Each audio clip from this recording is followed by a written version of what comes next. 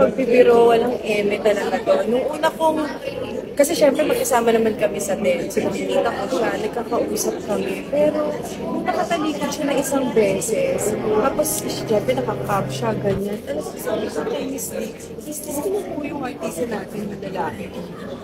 Sino lalaki? Si Barbie. Sabi ko, hindi ko siya talaga ng mukhaan, hindi ko na-feel na babae siya. Yung pagka-astig, yung dino, kumukuha niya talaga. At saka ang kahapang. Parang first time ko nakita si Barbie na gano'n. So, meron kayong Meron love kaming angle? interact. Talaga kayo ni Barbie. So, ang tawag. Barfa. Hindi, syempre hindi ko naman lalabanan ng barda, di ba? Pero Hindi yung character niyo, ang pangalan. Siya Ako kasi, po ay si Betty at si siya si Dino. Dino. So, Oo.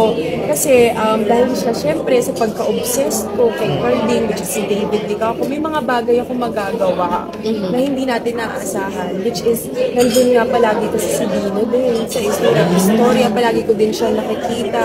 So, at ang gwapo-gwapo nga ni Dino. So, akala si mo Betty lalaki siya? bilang malandid eh. So, baka mamaya, hindi mo na alam kung sino na lang yun. so lalaki siya sa, na alam mo, si Dino? In my head, ako bilang isang si Betty ko, ang pagkakilala ko sa kanya, lalaki na tropa ni Cardi. Barbie, ready ka na may mailap na girl sa'yo?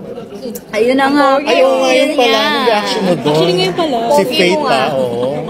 Actually, excited ako sa magiging reaction ng mga tao. For sure, hindi mawawala ang negative feedback. Pero, overall, gusto ko lang, sana na pull off ko lang yung character. Kasi malaking fulfillment yun sa actor.